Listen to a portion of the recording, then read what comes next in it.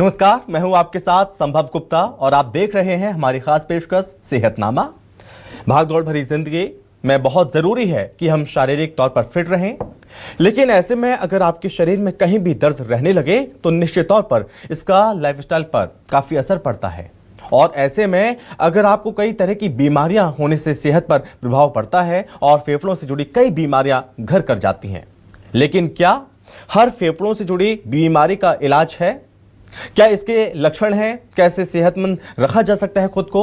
इन तमाम सवालों के जवाब देने हमारे साथ डॉक्टर मोहन वेंकटेश पुल्ले जो कि जुड़ रहे हैं, जो हमें बताएंगे कि फेफड़ों की आम बीमारियां कौन कौन सी होती हैं, क्या हर बीमारी गंभीर होती है या दवाओं से ठीक हो सकती है वो बीमारी, और किन परिस्थितियों में सर्जरी या फिर ट्रांसप्लांट जरूरी हो जाता है। खासतौर पर छत्तीसगढ़ जैसे राज्यों में बढ़ती फेफड़ों की समस्याओं के कारण और उनके खतरनाक लक्षण पर भी चर्चा करने वाले हैं हम, ताकि आप समय रहते सतर्क हो सकें।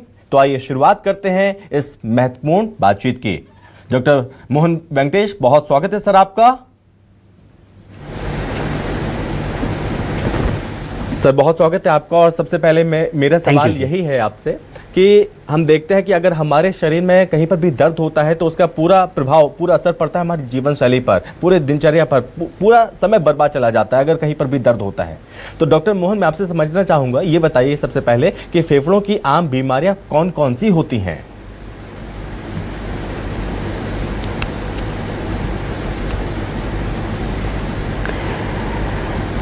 फेफड़ों की बीमारी बहुत तरीके की हो सकती हैं।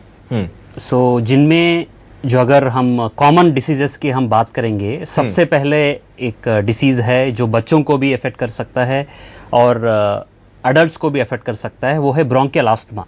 ये नाम बहुत सारे लोग सुने होंगे। ये आस्थमा इसको बोलते हैं, जिसमें पेशेंट्स को सांस लेने में तकलीफ होती है।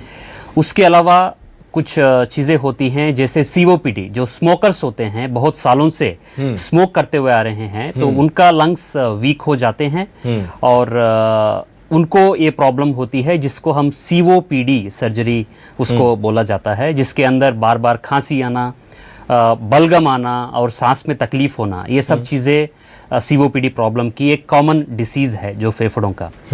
उसके अलावा अगर हम कोई इन्फेक्शन की बात करते हैं, न्यूमोनिया करके आपने सुना होगा, बहुत लोगों ने सुना होगा। बेसिकली अगर कोई फेफड़े की इन्फेक्शन होता है, उसकी वर्ड जो यूज़ करते हैं मेडिकल लैंग्वेज में, उसका नाम है न्यूमोनिया। ये आम मोटे तौर पे ये सारे के सारे कॉमन डिसीजेस हैं। इसके अलावा कुछ स्पेसिफिक प्रोफेशंस में कुछ कुछ डिसीजेस हो सकते हैं, जैसे जहाँ पे बहुत ज़्यादा ये क्वायरीज पे जो काम कर रहे होते हैं, उनमें जो कोल माइंड्स में काम कर रहे होते हैं, तो उनको जब हर ब्रेथ के साथ ये कोल पार्टिकल्स इनके लंग्स में जाते हैं, उन लोगों को सिलिकोसिस करके एक बीमारी होती है, जिसमें धीरे धीरे फेफड़ा अपना काम करना धीरे धीरे बंद करता है। इसको सिलिकोसिस, जो प्रोफेशनल रिलेटेड प्रॉब्लम्स हो सकते हैं। इसके अलावा टीबी है। इंडिया एक पूरा दुनिया का टीबी का कैपिटल है। लाखों लोग हर साल इस बीमारी के साथ अफेक्ट होते हैं। ये एक मोस्ट कॉमन इंडिया में लंग की इन्फेक्शन है, या टीबी, ट्यूबरकुलोसिस जो बोलते हैं। इसके अलावा और भी प्रॉब्लम्स हैं, जैसे जो स्मोकर्स होते हैं, या जो लोग बहुत ज़्यादा पोल्यूटेड एरियाज में रहते हैं, उनके कारण, वो पोल्यूशन के कारण या स्मोकिंग के कारण फेफड़ों में कुछ कैंसर्स डेवलप होते हैं, जिसको हम लंग कैंसर्स बोलते हैं। तो मोटा मोटा asthma, COPD, professional related silicosis, pneumonia, tuberculosis और लंग कैंसर्स, ये मोटा मोटा ये 5-6 जो हैं, मेजॉरिटी ऑफ द डिसीजेस में ये कॉमनेस्ट डिसीजेस हैं। ओके, यानी कि उन लोगों को सबसे पहले सावधान हो जाने की ज़रूरत है जो सिगरेट का सेवन करते हैं, यानी कि सिगरेट पीते हैं। और कई बड़े शहरों में हम देखते हैं कि वायु प्रदूषण इसकी मुख्य वजह हो जाती है और इन चीज़ों का हमारे शरीर पर खासा गहरा प्रभाव भी पड़ता है। तो ऐसे में सावधानी बचाव है। और मैं आगे बढ़ूंगा, लेकिन इस बीच अपने दर्शकों से अपील करना चाहते हैं, ये कहना चाहते हैं, अगर किसी भी दर्शक के कोई सवाल है तो आप सीधे हमें कॉल करके पूछ सकते हैं। सीधे डॉक्टर मोहन आपके तमाम सवालों के जवाब देंगे। अब आगे बढ़ेंगे, बात करेंगे। डॉक्टर मोहन, आपसे जानना चाहेंगे, क्या हर फेफड़ों की बीमारी गंभीर होती है या कुछ को दवा से ही कंट्रोल किया जा सकता है?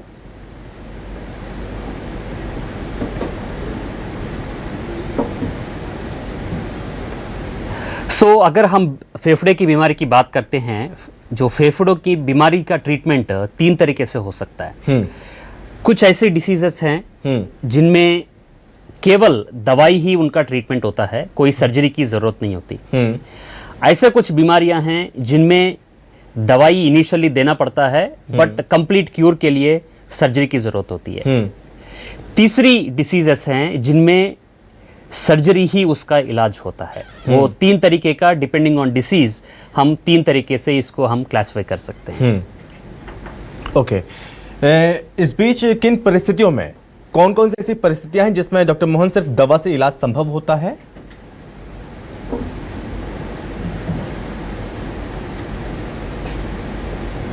जैसे हम बात करेंगे, जो हमने कॉमन डिसीजेस हमने डिस्कस किया था, तो सबसे पहले हमारे पास आस्थमा की प्रॉब्लम है, जो बहुत सारे बच्चों को, बूढ़ों को, बहुत आपने सुना होगा ये वर्ड, बहुत कॉमनली यूज करते हैं लोग। उनमें कोई सर्जरी का कोई रोल नहीं है। ये केवल दवाई से ठीक होने वाली एक फेफड़ों की बीमारी है।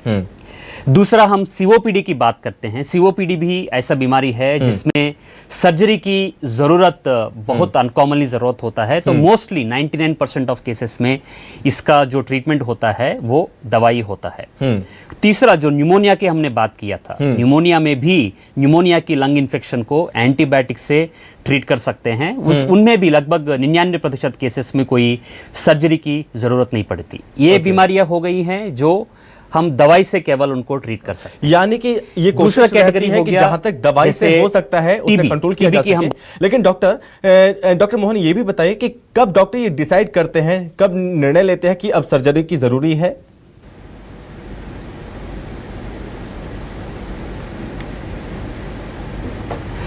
कुछ बीमारी हैं जिसका इनिशियल जो मैनेजमेंट है वो दवाई से होता है। जैसे हम टीबी की बात करते हैं, जो कॉमनेस्ट डिसीज है इंडिया में। उनमें सबसे पहला अगर किसी को टीबी डायग्नोज होता है, उनका ट्रीटमेंट जो है वो दवाई से करते हैं। इसका 6 महीने की कोर्स होता है। तो 2 महीना एक टाइप का दवाई दिया जाते हैं और 4 महीने दूसरी टाइप की दवाई दिए जाते हैं। टोटल 6 महीने की कोर्स होता है।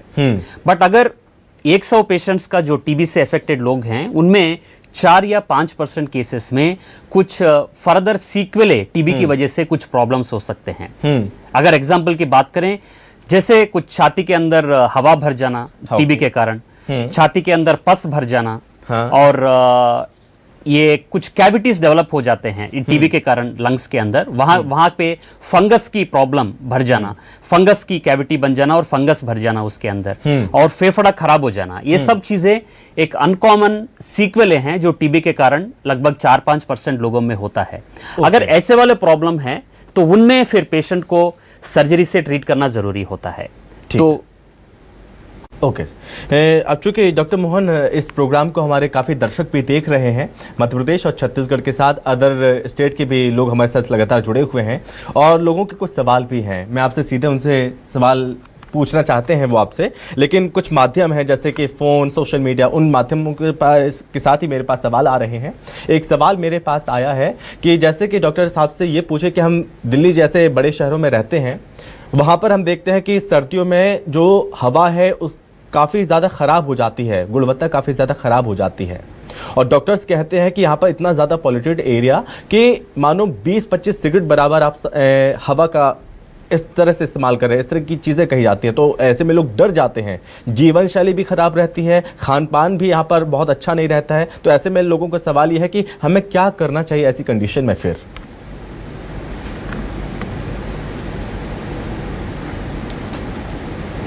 आपने बिल्कुल सही बोला है। जैसे अगर हम मेट्रोपॉलिटन सिटीज हम बात करते हैं, स्पेशली हम दिल्ली की बात करेंगे, उनमें ड्यूरिंग विंटर, स्पेशली दिवाली और अराउंड टाइम में पोल्यूशन इतना बढ़ जाता है कि एवरेज PM 2.5 की जो क्वांटिटी होती है, जो मेजर्ड वैल्यू होती है, वो लगभग 200-250 के आसपास होता है।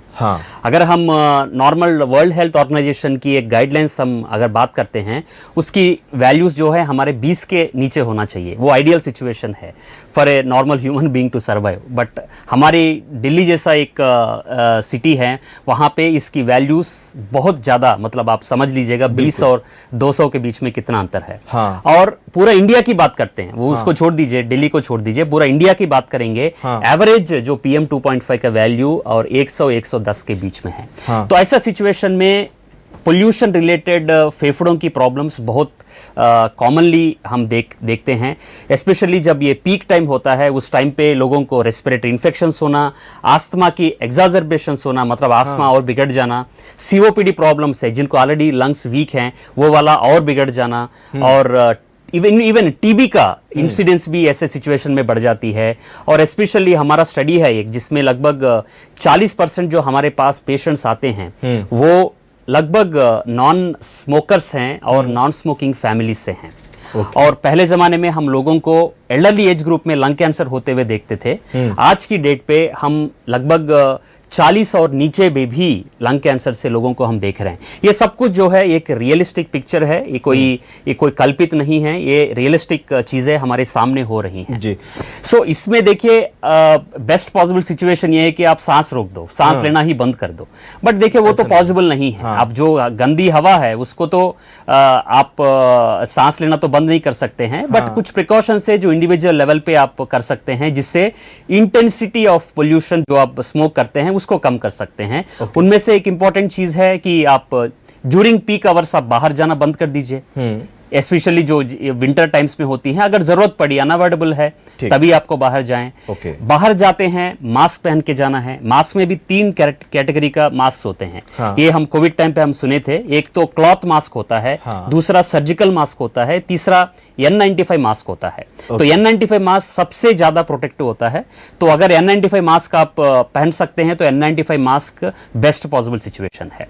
इसके साथ साथ अगर इंडोर की बात करते हैं, घर के अंदर हैं, तो अगर आपको पोल्यूशन से बचना है, एयर प्यूरिफायर्स आजकल लोग यूज करने लगे हैं, जिससे हो सकता है उससे बेनिफिट हो। और कुछ प्लांट्स भी लोग घर के अंदर करते हैं जिससे एयर प्यूरिफिकेशन का पॉसिबिलिटी हो सकता है। ये इंडिविजुअल लेवल पे आप कर सकते हैं। अगर हम गवर्नमेंट के लेवल पे बात करते हैं वो तो एक अलग चीज है, जो गवर्नमेंट अपनी लेवल पे बहुत सारी चीजों को कंट्रोल कर सकती है। यानी कि जो लोग पॉल्यूटेड सिटीज में रह रहे हैं जैसे कि मुंबई, दिल्ली, कलकत्ता, बेंगलुरु, अगर वो घर से बाहर निकल रहे हैं तो मास्क का इस्तेमाल कर सकते हैं, सावधानी कर सकते हैं। डॉक्टर मोहन, क्या आप कुछ उदाहरण दे सकते हैं जैसे कि फेफड़ों का कैंसर या फिर इन्फेक्शन में कब ऑपरेशन किया जाता है?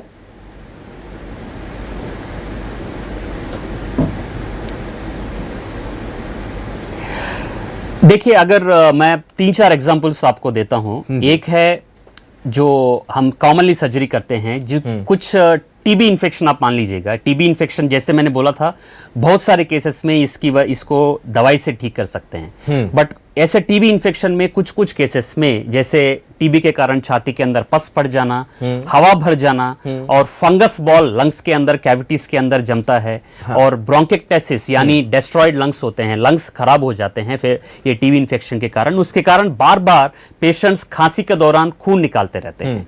जब हम खांसी करते हैं, बलगम के साथ खून आ रही होती है, तो उस सिचुएशंस में सर्जरी से पेशेंट को हम ट्रीट कर सकते हैं। ये हमारा हो गया इन्फेक्शंस जो टीबी की वजह से। इसके अलावा और भी हम फंगल इन्फेक्शंस हैं, जैसे हम ब्राउन फंगस बोलते हैं, एक तो हमने डिस्कस कर लिया। दूसरा जो कोविड टाइम पे हमने सुना है जिसको हम ब्लैक फंगस बोलते हैं, यानी म्यूकरमाइकोसिस। ये एक टाइम पे बहुत रेयर इन्फेक्शन होता था, ये इम्यूनो कॉम्प्रोमाइज लोगों में होता था, बट आज की डेट पे हम कुछ यंगर पेशेंट्स में भी ये म्यूकरमाइकोसिस यानी ब्लैक फंगस की इन्फेक्शन को हम देख रही हैं, जिनमें सर्जरी सख्त जरूरत है। ये हो गया हमारा इन्फेक्शंस। उसके अलावा कुछ लंग ट्यूमर्स होते हैं, जैसे लंग कैंसर्स होते हैं। लंग कैंसर का भी 4 स्टेज में लंग कैंसर को हम डिवाइड कर सकते हैं, स्टेज 1, 2, 3 और 4। स्टेज 4 और लेटर स्टेज 3 में सर्जरी का कोई रोल नहीं होता। उसका मतलब यह है कि लंग कैंसर जो है वो काफी फैल चुका है। बट अर्ली स्टेज कैंसर जो लंग कैंसर्स होते हैं, जैसे स्टेज 1 हो गया, स्टेज 2 हो गया, उन केसेस में सर्जरी एक डेफिनेटिव बेनिफिट होता है अगर लंग कैंसर किसी पेशेंट को डेवलप हो तो। ठीक है डॉक्टर मोहन, इस चीज़ को भी थोड़ा इस पर प्रकाश डालिए कि फेफड़ों का जो ट्रांसप्लांट होता है किन मरीजों के लिए ज़रूरी हो जाता है?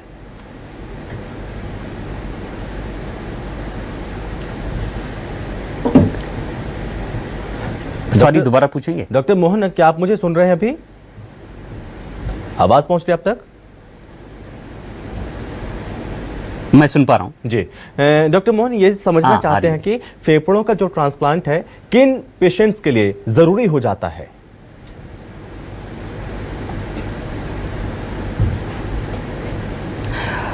यस, बहुत अच्छा क्वेश्चन है। हाँ। हमने जो जितने भी हमने डिस्कस किया था, हमने इन्फेक्शंस और ट्यूमर्स के बारे में हमने डिस्कस किया था। हाँ। और एक फेफड़ों की बीमारी की वैरायटी है जो हमने अभी डिस्कस नहीं किया था, जिसको ILD बीमारी कहा जाता है, इंटरस्टिशियल लंग डिसीज। अगर सिंपल सी भाषा में बात करेंगे, फेफड़े हार्ड हो जाते हैं। नॉर्मल फेफड़े जो होते हैं बहुत स्पंजी होते हैं, जब सांस लेते हैं फैलते हैं, छोड़ देते वो कोलैप्स हो जाते हैं। इस तरीके का नॉर्मल मिनट टू मिनट ये मूवमेंट होता है। बट कुछ ILD डिसीजेस होते हैं जिसमें फेफड़ों की आर्किटेक्चर खराब हो जाती है। वो सॉफ्ट होने की वजह वो हार्ड हो जाते हैं। जैसे हार्ड हो गए वो अपनी फंक्शन को खो जाते हैं। नॉर्मल फेफड़े का फंक्शन होता है बाहर की ऑक्सीजन को हमारे बॉडी के अंदर पहुंचाना। वो फंक्शन जो है इन फेफड़ों नहीं कर पाते हैं, जिसकी वजह से पेशेंट्स की जो ऑक्सीजन की कंटेंट है बॉडी के अंदर वो धीरे धीरे धीरे विथ टाइम गिरना शुरू हो जाता है। इतना हो जाता है कि लोगों को बैठे बैठे ऑक्सीजन की जरूरत पड़ती है। लोग मतलब 4 लीटर 5 लीटर 6 लीटर पर मिनट के हिसाब से वो ऑक्सीजन को रिक्वायरमेंट की जरूरत होती है। अगर इस सिचुएशन आता है जो लंग्स अपनी फंक्शन को नहीं कर पाते हैं, यानी सिंपल भाषा में लंग्स फेल कर रहे हैं, जैसे आपने किडनी फेल्यूर सुना होगा, लिवर फेल्यूर सुना होगा, वैसे ही अगर लंग्स फेल हो जाते हैं, उनमें अगर दवाई से कोई बेनिफिट नहीं मिल रहा होता है तो उस सिचुएशन में पेशेंट्स को ट्रांसप्लांट की सर्जरी जरूरत होती है, जिसमें पेशेंट्स की खराब फेफड़े को निकाला जाता है और एक डोनर कि फेफड़े को निकाल के ये रेसिपिएंट के अंदर जो जिसको बीमारी है उसके अंदर उसको फिट किया जाता है। इसको लंग ट्रांसप्लांटेशन की सर्जरी बोलते हैं। लेकिन डॉक्टर मोहन, क्या ट्रांसप्लांट एक आखिरी विकल्प होता है या फिर कुछ केस ऐसे भी होते हैं कि केस में पहले भी किया जा सकता है?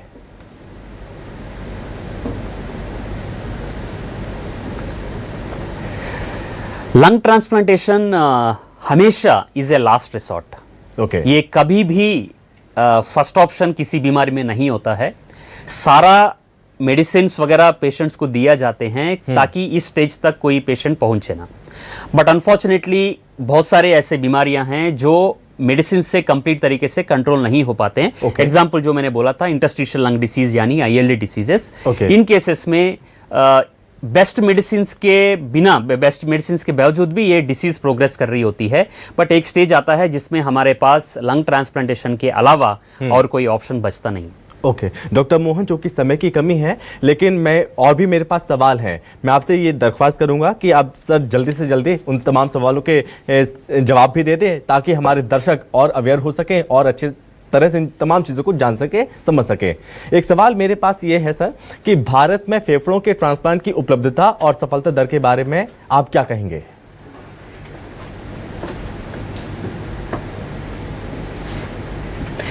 देखिए, ट्रांसप्लांटेशन इंडिया में एक न्यू टेक्नोलॉजी है। ये लगभग 10 या 12 साल से ही केवल इंडिया में हो जा रहा है। साउथ इंडिया में ये सबसे इनिशियली शुरू हुआ था, बट आज की डेट पे हम नॉर्थ इंडिया में हम मेदांता हॉस्पिटल में भी पिछले 4 साल से ये ट्रांसप्लांट प्रोग्राम को हम कंटिन्यू करते आ रहे हैं। बट अगर वेस्ट की बात करते हैं, वो बहुत 20-30 साल के पहले से वो लोग वहाँ पे कर रहे थे, बट इंडिया में 10-12 साल का ये वो है। ठीक है। ऑपरेशन और ट्रांसप्लांट में क्या जोखिम होते हैं सर? क्या क्या दिक्कतें देखने को मिलती हैं, क्या फेस करते हैं?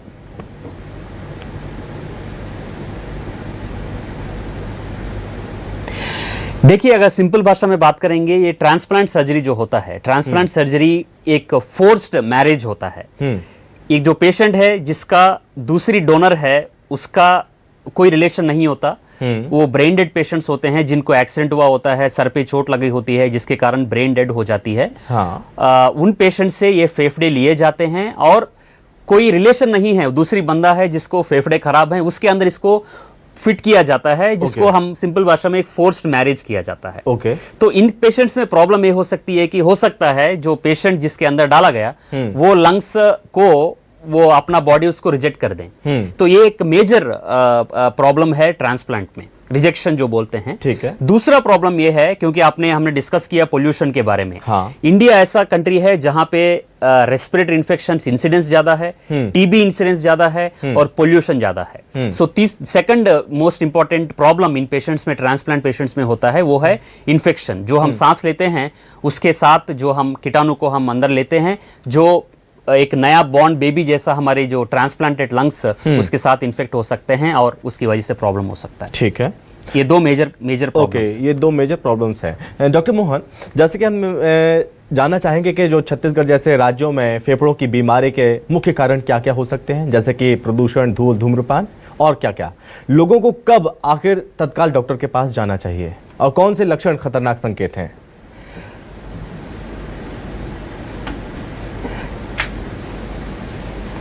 देखिए, अगर कॉमन कॉजेस हम बात करते हैं लंग प्रॉब्लम का, टीबी एक इस स्टेट को छोड़िए पूरा कंट्री का एक मेजर प्रॉब्लम है। हाँ। दूसरा ऑफ कोर्स जो आपने बोला था, स्मोकिंग और पोल्यूशन, ये दोनों एक मेजर इशू हैं।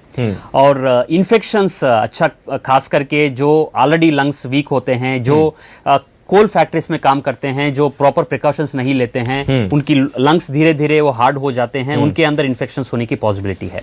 ये मोटा मोटा मोस्ट कॉमन कॉजेस हैं अगर कोई लंग की डिसीज की बात करते हैं। तो अगर हम रेड फ्लैग साइंस की बात करते हैं, किस किस सिचुएशन में एक डॉक्टर से बात करनी चाहिए। नंबर 1, अगर कोई पेशेंट को 2 हफ्ते से ज्यादा खांसी हो रही है, 2 हफ्ते से ज्यादा खांसी हो रही है और खांसी के साथ साथ फीवर भी आ रहा है, ये एक रेड फ्लैग साइन है जिसमें इमीडिएटली एक डॉक्टर के पास आपको जानी चाहिए। सेकंड, जो छाती का पेन है वो कम नहीं हो रही है, अनएक्सप्लेन्ड वेट लॉस हो रही है, मतलब कोई बिना वजह के वेट आपका कम हो रहा है और सांस की तकलीफ बढ़ रही है और सांस में लेने में दिक्कत हो रही है। पहले आप 1 किलोमीटर चल पाते थे, आज की डेट पे हम 100 मीटर भी नहीं चल पा रहे। ये एक मेजर रेड फ्लैग साइन है जिसका हमें एक कैंसर के बारे में हमें सोचना चाहिए।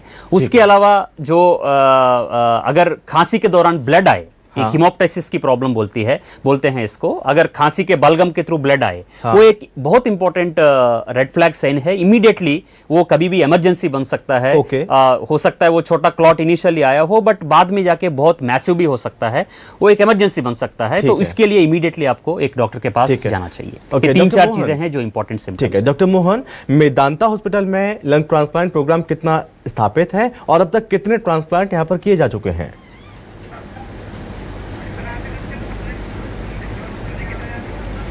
हमने पिछले हम ट्रेन हुए थे टोरंटो जनरल हॉस्पिटल टोरंटो में, वो वर्ल्ड का सबसे बड़ा ट्रांसप्लांट सेंटर है, वहाँ पे हम ट्रेन हुए थे हमारा टीम। फिर हम मेदांता में ये 2022 में हमने शुरू किया था ये ट्रांसप्लांट प्रोग्राम। अभी तक हम 23 ट्रांसप्लांट्स, हम लंग ट्रांसप्लांट्स हम कर चुके हैं, 20 से ज़्यादा हम कर चुके हैं, जो सिंपल से लेके कॉम्प्लेक्स जितनी भी स्पेक्ट्रम होती हैं उसका सब कुछ हम कर चुके हैं। डॉक्टर मोहन, आपकी राजधानी रायपुर में विजिट कब रहती है और मरीज जो पेशेंट है वो आपसे कैसे संपर्क कर सकते हैं?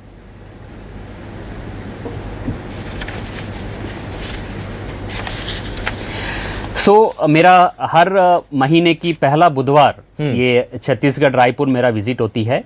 जो पेशेंट्स जिनको खांसी में ब्लड आ रहा हो या लंग कैंसर की प्रॉब्लम हो, लंग इन्फेक्शन हो या फेफड़े की जो भी प्रॉब्लम है जिसके अंदर जैसे मैंने बोला था पस पड़ जाना, हवा भर जाना, और जो ILD प्रॉब्लम है जिनको लंग ट्रांसप्लांट की ज़रूरत हो, ये सब डिसीजेस में एक्चुअली मेरा रोल आता है।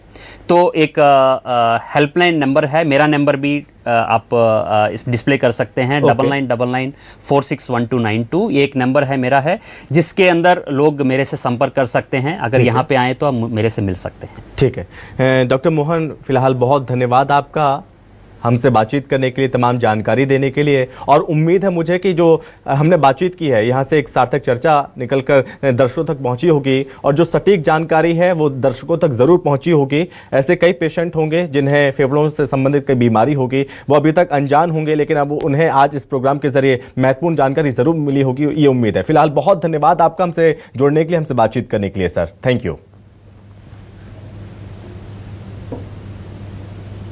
तो एक्सपर्ट यही कहते हैं कि फेफड़ों की बीमारियों को शुरुआत में पहचानना बहुत जरूरी है और अगर किसी भी तरह के लक्षण नजर आते हैं तो डॉक्टर से सलाह लें और डॉक्टर की बताई दवाइयों और सलाह को जरूर फॉलो करें। इसी के साथ इस खास पेशकश में बस इतना ही। नमस्कार।